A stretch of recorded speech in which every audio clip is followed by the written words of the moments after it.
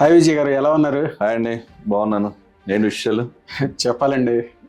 ప్రకాశం జిల్లా ప్రకాశం జిల్లాలో మీరు పర్చూరు కొంచెం ఎక్కువ తిరుగుతుంటారు కదా? అవును. ఏంటి పర్చూరు పరిస్థితి ఎలా ఉంది, ఏమనుకుంటున్నారు? పర్చూరు ప్రజలు ఈసారి మూడోసారి కూడా ఏలూరు సాంబశివరావు గారిని తమ ప్రతినిధిగా అసెంబ్లీకి పంపించడానికి సిద్ధంగా ఉన్నారండి. ఫస్ట్ హ్యాట్రిక్ అనుకుంటా కదండి పర్చూరులో.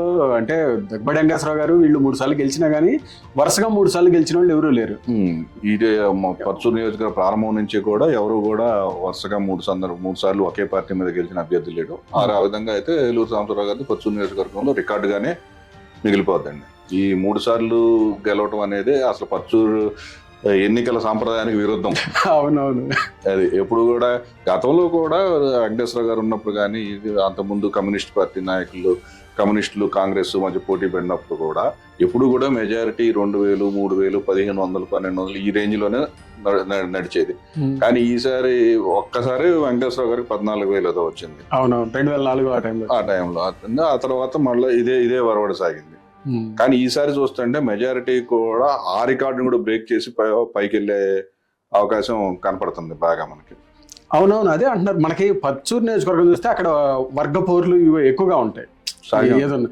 కానీ ఇప్పుడు వర్గాలకు అతీతంగా ఇతనికి ఎక్కువ వస్తున్నారు ఏలూరు సాంబశివరావు గారికి అని అనేసి. ఇక్కడ రెండు రకాల వర్గాలను అతీతంగా వస్తున్నారంటే రాష్ట్రం ఉన్న పరిస్థితులు కూడా దానికి యాడ్ అయినాయి. దానికి తోడు ప్రతిపక్షంలో అంటే పర్చూరు నుంచి ఎన్నికైన ఎమ్మెల్యేలు సాధారణంగా అధికార పక్షంలోనే ఉండేవాళ్ళు. ఫస్ట్ టైం ప్రతిపక్షంలో ఉండటం కూడా ఫస్ట్ టైం అని కాదు, కానీ ఈ మధ్య కాలంలో చూస్తే ప్రతిపక్షంలోనే ఉన్నారు.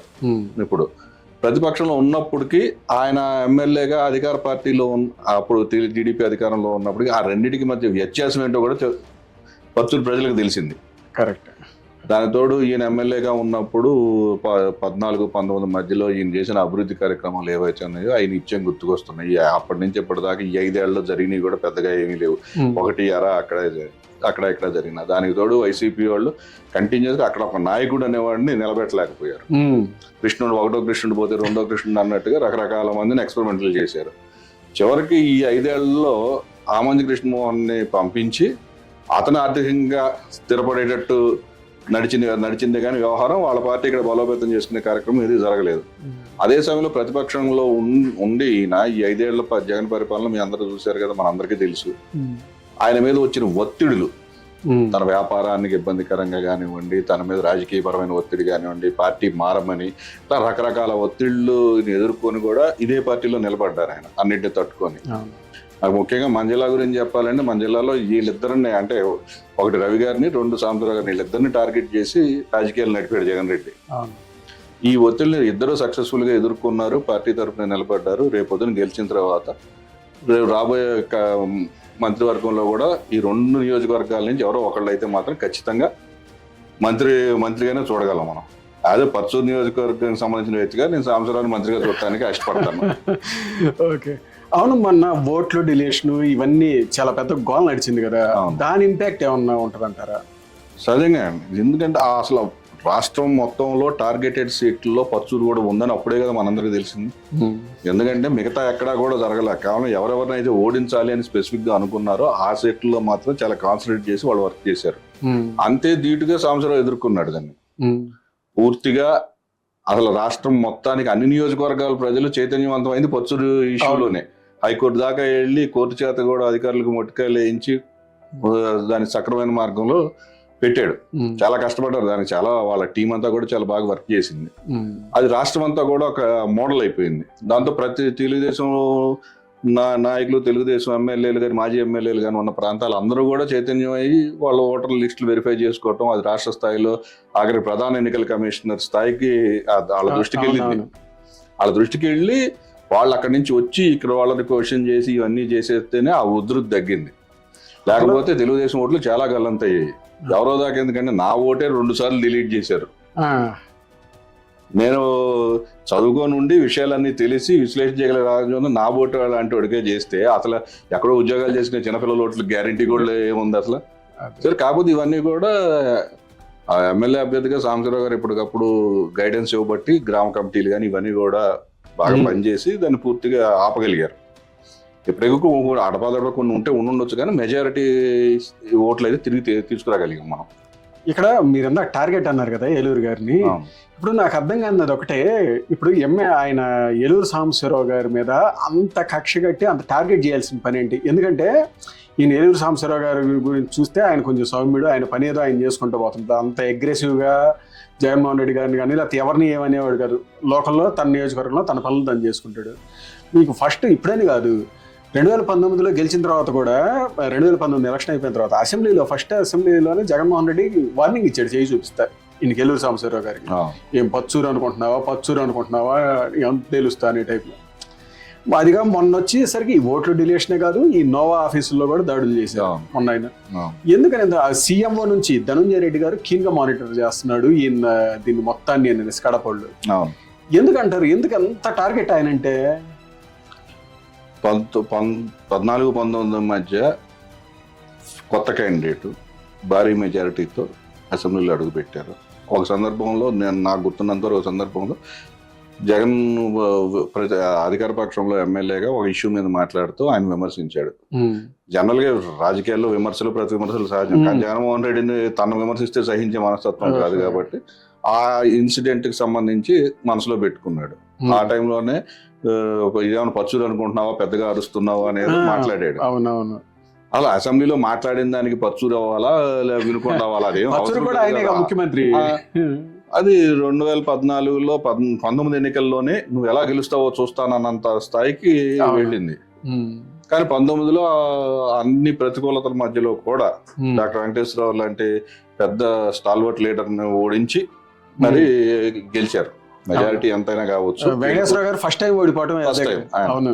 ఆయన మొత్తం నా 40 ఏళ్ళ రాజకీయ చరిత్రలో అది ఫస్ట్ టైం ఆయన ఓడిపోవటం. అదే రాజ్యసభ కూడా ఇండిపెండెంట్ గా గెలిచిన వ్యక్తి. అది ఫస్ట్ టైం ఓడిపోయాడు ఆయన. ఆయన ఓడిపోయినా ఆయన ఓటమిని హుందాగా తీసుకున్నాడు, తన రాజకీయాలు తను చేసుకున్నాడు, పక్క తప్పుకున్నాడు, అది వేరే విషయం. అట్లాంటిది అంటే వాళ్ళ ఉద్దేశం ఏంటంటే వెంకటేశ్వరరావు గారు ఖచ్చితంగా గెలుస్తాడు అని ఆయన ఊహించుకున్నాడు. అది తలక్రిందులు అయ్యేసరికి అది దృష్టిలో పెట్టినాడు. అలాగే మన దాంట్లో నుంచి కొంతమంది ఎమ్మెల్యేలు వెళ్ళిపోయారు కదా, ఆ టైంలో వీని మీద కూడా తీవ్రమైన ఒత్తిడి పెట్టారనేది బయటికి చెప్పని వాస్తవం, కానీ అందరికీ తెలిసిందే. ఆ తీవ్రమైన ఒత్తిడిలో కూడా లొంగకపోవటం, వీటన్నిటిని దృష్ట్యా ఒక రకమైన ఎవర్షన్ పెట్టుకున్నాడు ఆయన మనసులో. కాకపోతే మొన్న జరిగిన సంఘటనలు అంటారా, ఈ దొంగ ఓట్లు అనేది ఈయన బయటికి తీసుకొచ్చి కేంద్ర ఎన్నికల కమిషన్ దృష్టికి తీసుకెళ్ళటం కానీ, కోర్టులో కేసులు వేయటం కానీ, ఈ ప్రక్రియ అంతా ఒక పర్చూరు నియోజకవర్గంలో మొదలెడితే రాష్ట్రం మొత్తం చుట్టుకుంది. అది దాని తీవ్ర పరిణామమే మొన్న తిరుపతికి బై ఎలక్షన్ అప్పుడు జరిగిన అక్రమాలు కూడా బయటకు వచ్చినాయి. సో ఈయన ఇక్కడ మళ్ళా గెలుస్తాడనేది అలాగే తెలుసు, తమ క్యాండిడేట్ లేడని తెలుసు, కానీ ఏ విధంగా అతను మానసికంగా ఆర్థికంగా టార్గెట్ చేయాలి అనే దృష్టికోణం నుంచి సహజంగానే ఫ్యాక్షన్ లీడర్లు ఫ్యాక్షన్ మెంటాలిటీ ఇలా ఉంటుండే వాళ్ళ ఆర్థిక మూలాల మీద దెబ్బ కొట్టాలనేది మొదటి అంశం. ఈ ఆర్థికంగా దెబ్బ కొట్టడం కోసం ఈయన వ్యాపారాల మీద వీటి మీద దృష్టి పెట్టారు. మా దేశవ్యాప్తంగా వ్యాపారం చేసే వ్యక్తులు ఒక స్టేట్ వ్యాపారం ఆపుకున్నా ఇబ్బంది ఏం లేదు, వాళ్ళకి కొద్దిగా ఆర్థికంగా ఇది అవుతారే కానీ. అదే టైంలో ఈయన తెలుగుదేశం పార్టీని సపోర్ట్ చేసే గ్రానైట్ వ్యాపారుల్ని, అంటే ఎవరైతే సాంబశివరావు గారికి అనుచరులుగా ఉంటారో వీళ్ళందరినీ కూడా టార్గెట్ చేస్తే తద్వారా ఈయన మీద ఒత్తిడి పెట్టి ఈయనకి ఫండింగ్ కానీ ఇతరత్ర ఎన్నికల టైంలో సహాయం చేసే వాళ్ళని కానీ వీళ్ళందరినీ భయపెట్టాలన్న ఆలోచనతోనే ఈయన్ని స్పెసిఫిక్గా టార్గెట్ చేశారు. మీకు ఇట్లాంటి రాజకీయాలు అసలు మనకి పచ్చూరు నియోజకవర్గంలో ఇంతవరకు లేవు కదండి. అంటే ఆపోజిట్ వెంకటేశ్వరరావు గారు నిలబడినా, యువతల సైడ్ తెలుగుదేశం వాళ్ళు నిలబడినా కానీ హోరాహోరీ పోరులు ఉండేవి, కానీ ఇంత ఫ్యాక్షన్ టైప్ రాజకీయాలు అయితే లేవు. 1952 నుంచి కూడా కమ్యూనిస్టులు కాంగ్రెస్ పార్టీ ఇద్దరు హోరాహోరీగా పోరాడుకున్న రోజుల్లో కూడా ఎక్కడ కూడా వ్యక్తిగత విమర్శలు ఉండేవి కాదు. అదే కరెక్ట్, అసలు ఒక్కళ్ళు కూడా మాట్లాడుకో. చాలా ప్రశాంతమైన నియోజకవర్గం. అందుకే ఆ ప్రశాంతమైన నియోజకవర్గంలో ఈయన ఆమంచి కృష్ణమోహన్ లాంటి వ్యక్తిని ఇన్ఛార్జిగా పెట్టినప్పుడు పార్టీలకు అతీతంగా అందరూ వ్యతిరేకించింది. ఎందుకంటే అతను చీరాల్లో దూకుడుగా ఉండేవాడు. అవన్నీ చూసిన తర్వాత ఇక్కడికి వచ్చిన తర్వాత ఇక్కడ కూడా మొదట్లో కొంతమందిని కదిలించడం, ఈ ఓట్లు తీసివేయటాలు, ఈ ప్రహసనానికి కారణం కూడా అతనే.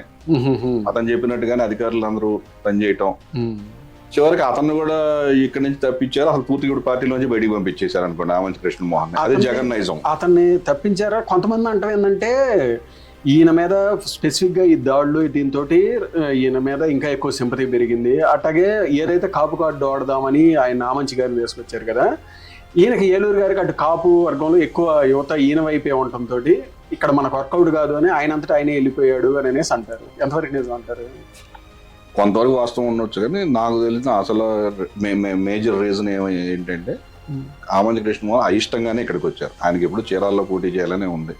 అక్కడ బలరంగ మన వెంకటేష్ ఉన్నారు, వెంకటేష్ మీద వ్యతిరేకత, ఆ చీరాల కాన్స్టిట్యున్సీ తను చేజారిపోతుందని భయం, అయిష్టంగానే ఇక్కడికి వచ్చారు. ఇక్కడికి వచ్చిన తర్వాత కూడా నేను చీరాలకే అని ఇతను జగన్తో మాట్లాడటం జరుగుతూ ఉండేది. కాకపోతే ఇక్కడికి వచ్చి అతను గెయిన్ చేసుకుంది ఏంటంటే గ్రానైట్లు లారీలని ఆపి వసూలు చేసుకోవటం, ఈ విధంగా ఆర్థికంగా సంపాదించుకోగలిగాడు. అంతకుముందు ఇన్ఛార్జికి అది కూడా చేత కాలేదు అనుకోండి. విచిత్రం ఏంటంటే పర్చూరులో ఈ ఫ్యాక్షన్ తరహా రాజకీయం తేవాలి లేదా కులాల మధ్య గొడవ తేవాలి అని జగన్మోహన్ రెడ్డి ప్రయత్నం చేసిన, ఇక్కడ అతను ఎంపిక చేసిన క్యాండిడేట్లకు ఆ ధైర్యం చాలలేదు, లేకపోతే వాళ్ళ మంచితనం వల్ల ఏదైనా రీజన్ గానీ రావి రామనాథం బాబు గారు ఆయన టైప్ వ్యక్తి కూడా కాదు, ఆయన సౌమ్యుడే. కాబట్టి ఆయన కాదు అని ఇతను తీసుకొచ్చారు. ఇతని వల్ల కూడా కాలేని పరిస్థితుల్లో వెళ్ళిపోయింది పూర్తిగా. ఇక ఆ పార్టీకి ఇప్పుడు ఎవరూ లేను, హడావుడిగా ఇప్పుడు ఎక్కడ అమెరికాలో తన వ్యాపారం తను చేసుకుంటున్న బాలాజీని తీసుకొచ్చారు. బాలాజీ కూడా మనవాడు దాకా తెలుగుదేశం పార్టీలో ఉన్న వ్యక్తి. అవును, రాజకీయ ఓడిపోయిన తర్వాత అమెరికా వెళ్ళిపోయి తన వ్యాపారం తను చేసుకుంటున్నాడు. ఇప్పుడు బాలాజీ చివరి నిమిషంలో బాలాజీని తీసుకొచ్చి పెట్టి మళ్ళీ ఇదే కమ్మ కాపు అనేది. ఎప్పుడైతే జనసేన టీడీపీ కంబైన్ అయిపోయినాయో, ఒకటిగా కలిసి కూటమిగా ఏర్పడి పోటీ చేస్తున్నాయో, ఆ కార్డుకు కూడా కాలం చెల్లిపోయింది. అదిగాక ఈయనకి తెలుగుదేశం ఫస్ట్ నుంచి కూడా కాపులు ఎక్కువ ఉన్న గంజాం మండలం ఆ ఏరియాలో మెజార్టీ రాకపోయినా కానీ ఈయనకి ఏలూరు గారికి 2014 నుంచి ఆ మండలాలు మెజార్టీ వస్తున్నాయి. సో అది మండలం కాపులు కొద్దిగా పల్లికారులు మెజారిటీ దీంట్లో ఉంటారు, రెడ్లు కూడా ఉన్నారు. విచిత్రం ఏంటంటే ఇంకుల మండలంలో కొన్ని గ్రామాల్లో రెడ్లు ఉన్నారు, రకరకాల ఈక్వేషన్లు ఉంటాయి. ఇప్పుడు కారంచేడు మండలం సాలిడ్ బ్యాకప్ ఉంటది. ఎంత చేసినా కానీ లాస్ట్ ఎలక్షన్ లో చాలా కష్టపడ్డారు గెలుపు కోసం. ఈసారి ఏంటంటే ఈ ప్రభుత్వ చర్యలతో విసిగిపోయి ఉన్నారు మొత్తం, కులాలు కానీ మతాలకు అతీతంగా. కాబట్టి ఈసారి అందరూ టోటల్ గా పార్టీలను పక్కన పెట్టి వ్యక్తిగా సాంబశివరావుని అభిమానిస్తున్నారు. వ్యక్తిగా ఆయనకి ఈసారి ఓటేయడానికి సిద్ధపడిపోయారు. ఇప్పుడు పర్చూరు వచ్చేసరికి ఎక్కువ రైతు వారి ఎక్కువ ఉంటారు. సో రైతు వారి వాళ్ళు ఈయన్ని ఎందుకు ఎక్కువ చూజ్ చేసుకుంటున్నారు? చాలా ఎక్కువ మంది రైతులు, మొన్న నామినేషన్ దాంట్లో కూడా చూస్తే రైతులు వీళ్ళు ఎక్కువగా వస్తున్నారు అన్నమాట. ఎందుకని రైతులు ఎక్కువ ఇన్సైట్ రావడానికి? స్వతహాగా ఆయన విద్యాభ్యాసం కూడా రైతుకు సంబంధించిన హార్టికల్చర్, అగ్రికల్చర్ మీదే సాగింది. కాబట్టి రైతుకు సమస్య వచ్చినప్పుడు తనకు తెలిసిన నాలెడ్జ్ తో షేర్ చేసుకునేవాడు. రైతుకి ఏం కావాలో తనకు తెలుసు కాబట్టి రైతు వారి పనులు కూడా ఆయన చాలా ప్రాముఖ్యత. దాదాపు రాత్రిపూటలు కూడా కలవగట్ల మీద తిరుగుతూ ఉండేవాడు, నీళ్ల కోసం జరిగే ప్రయత్నాలు ఇవన్నీ కూడా ఆయన స్వయంగా ఉండి చేయించాడు. దాని తోడు ప్రతి పల్లెటూళ్ళలోనూ మనకి పొలాలకు వెళ్ళడానికి దారులు సరిగ్గా ఉన్నాయి. వాళ్ళు ఊళ్ళకి పొలాలకి లింక్ రోడ్లు వేయించడం చాలా చాలా ఎక్కువ చేశారు. అలాగే ఏ ఊళ్ళో సిమెంట్ రోడ్లు ఎక్కువ వాడుకున్న నియోజకవర్గాల్లో మా పర్చూరు నియోజకవర్గం కూడా ఒకటి. లోకేష్ గారే చెప్పారు ఒక రోజు. అవును, లోకేష్ గారు చెప్పారు. అప్పుడప్పుడు ఈయన అంటుంటాడు, ఏదన్నా ఊర్లోకి వెళ్తుంటే అక్కడ ఏదైనా పొరపాటున రోడ్డు బాగాలేకపోతే నాకు నామోషిగా ఉంటది వెళ్ళలేని అంటుంటాడు. అది కమ్యూనిటీ భవనాలు ఎక్కువ కట్టారు. ఇది మన నియోజకవర్గంలో ఏంటంటే చట్టాలు ఎక్కువ, వాగుల మీద, వాటి మీద బ్రిడ్జీలు వచ్చినాయి.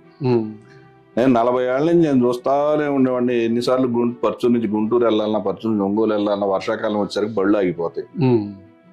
ఒక రోజు 2 రోజులు వాటర్ వెళ్ళిపోయేదాకా. కానీ ఈసారి ఆ ప్రాబ్లం లేకుండా 4-5 నుంచి, అంటే దుద్దుకూరు దగ్గర కావచ్చు, మీరు ఇక్కడ అడుసుమల దగ్గర కావచ్చు, ఇవన్నీ వరుసగా 3-4 బ్రిడ్జిలు వరుసగా కట్టేయటం వల్ల దాదాపుగా అవి ఎన్నికల ముందే అయిపోయినాయి. అవి మొత్తం ఎన్నికల ముందే అయిపోయింది. దాదాపు 20 పైన 20 పైన 22 కరెక్ట్ సంథింగ్ కట్టించారు. అసలు మెయిన్ అయితే ఆ గంజం ఎన్టీఆర్ వారది. అది చిన్నగంజం, పెద్దపాలెం అనే సముద్రం దగ్గర ఒడ్డున ఉంటాయి. ఆ గ్రామాల ప్రజలు ఇటు రావాలి అంటే చాలా ఇబ్బందులు పడేవారు. ఆ బ్రిడ్జ్ తో వాళ్ళు కూడా ఊళ్ళోకి రావడానికి అసలు ఎన్నో ఏళ్ళ నుంచి కదా ఎంతో మంది ఇచ్చారు, చాలా మంది నాయకులు వచ్చారు, కానీ అది ఎవరు చేయలేరు. ఈయన చేశారు అది. ఇట్లాంటి ప్రతి కార్యక్రమం రైతువారీ నియోజకవర్గం కాబట్టి వాళ్ళకి కావాల్సిన కార్యక్రమాలతో పాటు చెరువులు నీళ్లు నింపడం అనేది ఉంది ప్రతి సమ్మర్లో. ప్రజలు 1-6 ఊళ్ళో లేట్ అవ్వచ్చేమో కానీ మెజారిటీ ఊళ్ళో మాత్రం ఆ నీటి కోసం పోరాటం కూడా చేయాల్సి వచ్చింది. ఈయన జగన్మోహన్ రెడ్డి పరిపాలనలో కూడా మన అద్దంకి ఎమ్మెల్యే గారు ఈయన ఇద్దరు కలిసి కూడా, సాంబశివరావు గారు ఇద్దరు కలిసి కూడా నీటి కోసం అనేక ఉత్తరాలు రాయటము, ధర్నాలు చేయటం లాంటివి చేశారు. వెలిగొండ దాని మీటర్లో అయితే ఢిల్లీ వెళ్ళి షెకావత్ గారికి కూడా లెటర్లు ఇచ్చి వచ్చారు. ఈయన ఎమ్మెల్యేగా ఉండి టీడీపీ పాలనలో ఆ ప్రాబ్లం లేకుండా చూశారు. గెలిచిన మొదటి సంవత్సరం కొద్దిగా సమస్య వచ్చింది కానీ తర్వాత ఎప్పటికప్పుడు బాబు గారు కూడా టైంకి నీళ్లు నీళ్లు ఇవ్వకపోతే వీళ్ళు వెళ్ళి రిప్రజెంట్ చేసి వెంటనే నీళ్లు తెప్పించడం కానీ ఇవన్నీ జరిగింది. ఇవన్నీ ఈ 5 ఏళ్లలో ప్రతి వేసవిలోనూ నీటి ఎద్దడి అనేది కామన్ అయిపోవటం వల్ల గతంలో ఎలా ఉంది అని బేరు చేసుకోవటం మొదలెట్టాం. ఆ బేరు చేసుకోవటం మొదలెట్టినప్పుడు ఎవరు బెటర్ ఆప్షన్ అనేది జనరల్ గా ఒక ఆలోచన వస్తుంది కదా. అది ఎస్సీ ఎస్టీల్లో కూడా ఆయన దగ్గరికి వచ్చేసరికి మనకు ఓటు వేయలేదు వీళ్ళు అనే ఆలోచన చేయకుండా అందరికి ఎవరికి కావాల్సిన తన పరిధిలో తను చేసి పెట్టేవాడు. మీకు అదిగాక ముఖ్యమంత్రి సహాయ నిధి అప్పట్లో సీఎం రిలీఫ్ మన జిల్లాలో సెకండ్ వచ్చేసరికి మొత్తం ప్రతి ఊళ్ళో ఏ ఊర్లో ఇవ్వటం ఆలస్యం, అది పంపించేవాడు అనమాట. ఎంతో కొంత వాళ్ళు అడిగినంత కాకపోయినా కానీ ఆయన పర్సనల్ గా ఇక్కడ ఒక పర్సన్ పెట్టుకున్నాడు ఈ సీఎం ఆఫీస్ లో మానిటర్ చేయడానికి తన పెట్టించుకొని ఎవరిది వచ్చినా గానీ ఎంతకంత అయిపోయి అదొక కార్పొరేట్ ఆఫీస్ మాదిరి. మన ఆయన క్యాంప్ ఆఫీస్ లో నిత్యం ఒక మనిషి కూర్చోవడం, కావాల్సిన పనులన్నీ చూడటం, చక్కబెట్టడం, దాన్ని మళ్ళీ సెక్రటేరియట్లో అవసరమైన అనుమతుల కోసం తిరగటం, అవసరమైతే ఈయన ముఖ్యమంత్రి దగ్గరికి వెళ్ళి చేయించుకురావటం, కారంచేడులో వాటర్ ఇంకో చెరువు నుంచి వాటర్ పంపింగ్ అదే స్కీమ్ కూడా ఎలక్షన్ల వల్ల ఆగిపోయింది లాస్ట్ 9. అది అప్పటి నుంచి ఇప్పటిదాకా ఎటువంటి అతిగతి లేకుండా ఉంది. అట్లాంటి ఇవన్నీ కూడా ప్రజలకి, రైతులకి ముఖ్యంగా ఉపయోగపడేవి. అయిగాక బస్ స్టాండ్లు కానీ బస్ స్టాండ్ లో లోపల అసలు పచ్చూరు బస్ స్టాండ్ ఎప్పుడు చూసారా, నడువులు పోవాల్సిందే. అది కూడా మొత్తం సిమెంట్ రోడ్లు వేసేసారు. బస్ స్టాండ్ అంతా కూడా చాలా నీట్ గా ఉన్నాయి. ఆయన ఉన్నంత వరకు బాగానే చేశారు. అధికారంలో నుంచి పోయినాక ఎటు తిరిగి ఈ ప్రభుత్వంలో ఏమడిగినా చేయరు కాబట్టి ఈ 5 ఏళ్ల నుంచి అభివృద్ధి అనేది పచ్చూరు నియోజకవర్గంలో ఎక్కడ కనపడలేదు మనకి. మీకు ఈ రైతులు తర్వాత అలాగే ఏదైతే యువతకి ఏంటి అతను ఈ మొత్తం జాబ్ మేళాలని ఇవన్నీ కండక్ట్ చేస్తుంటాడు. అలాగే ఏలూరు ట్రస్ట్ కింద ఆయన చేసిన సేవా కార్యక్రమాలు చాలా ఉన్నాయి కదా. ఏలూరు ట్రస్ట్ కింద ఆరోగ్యం మీద చుక్కడాలు ఇవి తీస్తుంటారు, వాళ్ళకి ఉచితంగా గ్లాసులు ఇవ్వడం. గుంటూరు శంకరయ్య హాస్పిటల్ తోటి ఏదో టైప్ ఉంది. క్యాన్సర్ స్క్రీనింగ్, లేకపోతే ఈ యువతకు వచ్చేసరికి జాబ్ మేళాలని చెప్పి క్యాంప్ ఆఫీస్ లో కండక్ట్ చేయటము, నియోజకవర్గంలో ఎస్పెషల్ నియోజకవర్గాలకు సంబంధించిన యువత బయోడేటా తీసుకొని అక్కడ ఉద్యోగాల కల్పన కోసం, అపార్ట్ ఫ్రమ్ ఎమ్మెల్యేగా కాకుండా తన ట్రస్ట్ ద్వారా తను చేసిన సేవా కార్యక్రమాలు కూడా చాలా ఉన్నాయి. అక్కడ గ్రానైట్ ఇండస్ట్రీ బాగా ఎక్కువ కదా, దాదాపు ఆ చుట్టుపక్కల మాటూరు చుట్టుపక్కల 400 పైన ఉంటాయి ఫ్యాక్టరీలు దాదాపు. మరి ఈసారి వాళ్ళందరూ ఎటువైపు మోగుతారు అంటారు? మీకు ఇదివరకు కిరణ్ కుమార్ రెడ్డి గారి టైంలో కరెంటే ఉండేది కదా, గ్రానైట్ ఇండస్ట్రీ మొత్తం మూసేశారు. రాజశేఖర రెడ్డి వచ్చిన కాడ నుంచే కరెంట్ అనేది ఇబ్బంది అయింది. కిరణ్ కుమార్ రెడ్డి టైంలో ఇంకా బాగా పీక్ వెళ్ళింది అనమాట. మళ్ళీ చంద్రబాబు నాయుడు గారు వచ్చిన తర్వాత గ్రానైట్ ఇండస్ట్రీ పుంజుకుంది. మళ్ళీ మొన్న ఈ మధ్య జగన్మోహన్ రెడ్డి గారు వచ్చిన కాడ నుంచి ఫస్ట్ 1 year తర్వాత నుంచి బాగా ఇది ఇబ్బందులు అని అనేసి అంటున్నారు. మరి అది కాకపోతే కరెంటు పోలేదు కానీ కరెంటు ఛార్జీలు విపరీతంగా పెరిగి పాత సంవత్సరాల్లో ఉన్న ఎక్సెస్ బిల్లింగ్ ఏదైతే చేస్తారో వాటన్నిటికి ఇప్పుడు కట్టించుకోవటం. మన ఇంట్లోనే అడు గతంలో ఇప్పుడు మీరు అద్దెకున్నారనుకోండి, గతంలో ఎవడో కాల్చుకున్న కరెంటుకి ఈ రోజు మనం కట్టాల్సి వస్తుంది. అలాంటి పరిశ్రమ బాగా నడిచిన రోజుల్లో ఆయన కరెంటు బిల్లు తాలూకు బకాయిలు ఇప్పుడు కొత్తగా మీరు అవి కట్టండి, మీకు ఇచ్చిన లోడ్ కంటే మీరు ఎక్కువ వాడుకున్నారు, ఇప్పుడు అవి కట్టండి అంటున్నారు. అంటే మేము అప్పుడు కొన్నాం కాబట్టి ఆ కరెంటు డబ్బులు మీరు ఇప్పుడు చెల్లించండి అన్నారు. అసలే గ్రానైట్ వ్యాపారం ప్రస్తుతం ప్రపంచవ్యాప్తంగా డౌన్ లో ఉంది. ఆ సందర్భంలో ఇది మళ్ళా వాళ్ళకి నెత్తిన రాయబడినట్టే. అయినా కానీ వాళ్ళు కట్టుకొని కింద మీద పడి ఏదో చేస్తున్నారు. ఇప్పుడు ఈ ఎమ్మెల్యే గారిని టార్గెట్ చేస్తూ వాళ్ళ మీద పడ్డారు, వాళ్ళకు భారీ ఫైన్లు. మీకు గుర్తుండే ఉండాలి, మన అద్దంకి ఎమ్మెల్యే గారికి ఎన్ని 100 కోట్లు ఫైన్ వేశారు. ఆయన కాబట్టి సుప్రీంకోర్టు దాకా వెళ్ళి స్టే తెచ్చుకున్నారు. చిన్న గ్రానైట్లు పాలిషింగ్ చేసే యూనిట్లు వీళ్ళు ఏం చేయగలరు? ఇక్కడ డౌట్ అండి, మరి ఎమ్మెల్యే గొట్టిపేటరావు గారి మీద 200 కోట్లు 300 కోట్లు ఫైన్ వేశారు. ఓకే ఫైన్, అది కేసు నడుస్తుంది, ఆయన ఏదో చూసుకుంటారు. అదే టైంలో సిద్ధరాఘవరావు గారికి కూడా 300 కోట్లు ఏమో ఫైన్ వేశారుగా. మరి అదేంది, అది వెంటనే ఫైన్ లేకుండా పోయింది ఏంది? ఆయన పార్టీ మారిపోయాడుగా. ఈ దరిద్రమైన అలవాటు రాజశేఖర రెడ్డి దగ్గర నుంచి వచ్చిందండి. ఆ రోజుల్లో కూడా ఫస్ట్ టైం ఈ ఆకర్షణ పథకం అని పెట్టి నెల్లూరు ప్రసన్న కుమార్ రెడ్డిని ఆ విధంగానే లాక్కున్నాడు. అదొక కొంతమంది ఒకళ్ళిద్దరు పోయారు. అది ఈయన ఆకర్షణ, ఆయన అంటే ఆకర్షణ అని చెప్పి డబ్బులు ఇచ్చో ఏదో వాళ్ళకి కావాల్సిన పని చేసో చేశాడు. ఈయన అట్లా కాదు, ఈయన కప్పం కట్టి మళ్ళీ ఈయన పార్టీలో చేరాలి. ఈయన పార్టీలో చేరి సిద్ధారాఘరావు లాంటి వాళ్ళు ఎవరైతే వీళ్ళ పార్టీలో చేరాలో వాళ్ళు పునీతులు అయిపోయారు. జారిన వాళ్ళ మీద ఈయన కక్ష సాధింపు చర్యలు ఆ విధంగానే సాగుతూ ఉంటాయి, ఇప్పటికీ సాగుతూనే ఉంటాయి. ఇప్పుడు వాటన్నిటి ఫుల్ స్టాప్ పెట్టాలి అంటే ఈ మావాడు అని జగన్మోహన్ రెడ్డి అనుకునే బ్యాచ్ కూడా ఈసారి వాళ్ళ వ్యాపారాలు సాగాలి, ఇంట్లో పిల్లలు మిగతా వాళ్ళు బాగా భక్తులుగా ఉండకుండా 4 ఏళ్ళు నోట్లోకి వెళ్ళాలి అంటే మళ్ళా తెలుగుదేశానికి వేయాల్సిన పరిస్థితి స్వయంగా జగన్మోహన్ రెడ్డి కల్పించాడు. మీకు పచ్చూరు నియోజకవర్గం వచ్చేసరికి మొత్తం పల్లెటూర్లు కదా, ఎక్కువ రూరల్ ఏరియా. మీకు ఇక్కడ కూడా గంజాయి అంటే మీకు మనం చూస్తే నాగరాజపల్లిలో కూడా గంజాయి దొరికింది. మోటార్ మండలం నియోజకవర్గం ఆ టోల్ గేట్ దగ్గర దొరికారు ఎవరో. మీరు ఆ మోటార్ నుంచి ఆ రోడ్డు కొడతా ఉండండి హైవే మీద, మీకు రాత్రి 8 దాటిన తర్వాత చూడండి మొత్తం దాదాపు తగులుతానే ఉంటారు. ఇది ఇదివరకు ఏమైనా ఉందా అసలు? ఇట్లాంటి పరిస్థితి అసలు ఎప్పుడు చూడలేదు ఆ ఏరియాలో. అసలు రాష్ట్రంలో ఉందా ఇంతకుముందు? గాంజా క్యాపిటల్ ఆఫ్ ఇండియా అని నేషనల్ న్యూస్ పేపర్లు గగ్గోలు పెట్టింది కూడా ఇందుకే కదా. ఆ దేశంలో ఎక్కడ మీకు గంజాయి పట్టుబడినా దాని మూలస్థానం ఎక్కడ అంటే ఆంధ్రప్రదేశ్. ఎక్కడో వైజాగ్ లేదా విజయవాడ దాకా ఆగింది అనుకోవడానికి లేదు, పల్లెకి పాకింది. అదే నాగరాజపల్లి దొరికింది. అక్కడ పల్లెటూరు, చిన్న పల్లెటూరు కదా, ఎంత 1500 2000 అనుకుంటుంది. అది కూడా ఎక్కువగా ఆ గ్రానైట్ రాయి ఉండటం వల్ల ఆ ఊరికి ఆ మాత్రం పేరు. ఇక అక్కడ కూడా దొరుకుతుంది. ఇంకా లోపలికి వచ్చినా కానీ లోపల కూడా ఓళ్ళలో దొరుకుతుంది. అదే తాగేవాళ్ళు ఎక్కువ తక్కువ అంతే తేడా, కానీ గాంజా దొరకని ప్లేస్ అంటూ లేదు. అంత దరిద్రంగా రాష్ట్రాన్ని గంజాయిలో మొత్తం ముంచేశారు. దాని గురించి ఎంత పోరాడాలో రేపొద్దున మొన్న ఎప్పుడు బాబు గారు చెప్పట్లో 2 నెలల్లో నేను మొత్తం కంట్రోల్ చేస్తానన్నారు కదా. ఆ ఆశతో అన్నా నియోజకవర్గం బాగుపడాలన్నా రాష్ట్రం బాగుపడాలన్నా తిరిగి చంద్రబాబు గారిని ఎన్నుకోవాల్సిందే. చంద్రబాబు గారు ముఖ్యమంత్రి అవ్వాలి అంటే ఎమ్మెల్యేలుగా మన ఎమ్మెల్యేలను కూడా ఎన్నుకోవాల్సిందే. మెజారిటీ వస్తుంది అనేసి మీరు ఎక్స్పెక్ట్ చేస్తున్నారు అసలు పచ్చూరులో? సామాన్య ప్రజల అంచనా చెప్తాను, నా అంచనా పక్కన పడేయండి. వాళ్ళు అయితే 30-40 మెజారిటీ చెప్తున్నారు. అదే నియోజకవర్గాలు ఎవరినైనా కదిలించండి. ఈసారి 30,000 తక్కువ అయితే ఎవరు చెప్పట్లా, 30 నుంచి పైనే చెప్తున్నారు. నామినేషన్ ర్యాలీకి కూడా దాదాపు 40,000 మంది వచ్చారు. చివరిగా నామినేషన్ వేయలేకపోయాడు కదా, స్వయంగా వెళ్ళి వేరే వాళ్ళ ద్వారా పేపర్ వచ్చింది. ఇప్పటిదాకా కూడా అండి ఈ రోజు వచ్చినంత మంది జనం గతంలో ఎప్పుడు రాలా. అదే అసలు బయట 14 లో కూడా రాలా. ఈసారి స్వయంగా బయటకు వచ్చిన జనాభా ఎక్కువ ఉన్నారు. మామూలుగా బయటపడరు కదా అసలు. ఈ వెంకటేశ్వరరావు గారు అట్లాంటి పెద్ద లీడర్స్ వచ్చినప్పుడు కూడా బయటపడరు, నీకేమేమి వస్తున్నాము అన్నట్టు బయటపడరు. మరి ఇంతలా బయటపడ్డారు. మరి అన్ని మండలాల నుంచి వచ్చారు. మొన్న ఏదో సర్వే వచ్చింది, ఆ సర్వేలో కూడా దాదాపుగా 35,000 మెజార్టీ ఇస్తున్నారు. అదే సామాన్య ప్రజానీకమే 30 పైన చెప్తున్నారు. సరే మనం కాస్త వాళ్ళు మరీ ఎక్కువ చెప్తున్నారు అని అనుకున్నా, మీకు 20 నుంచి 25 అయితే మాత్రం తగ్గదనుకుంటున్నా. ఈ రోజుకి రాబోయే రోజు ఇంకా ఈ 10 రోజుల్లో పెరగాలే కానీ తగ్గే అవకాశం లేదు. పోనీ ఎంత హీనంగా ఒకవేళ బాలాజీ బాగా పనిచేసి ఓట్లు తెచ్చుకున్నాడు అనుకున్నా కానీ 25,000 అయితే తగ్గదు. ఇది ఇప్పటిదాకా పచ్చూరు నియోజకవర్గం నేను అబ్జర్వ్ చేసిన పాయింట్స్. ఓకేనండి, థ్యాంక్ యూ అండి.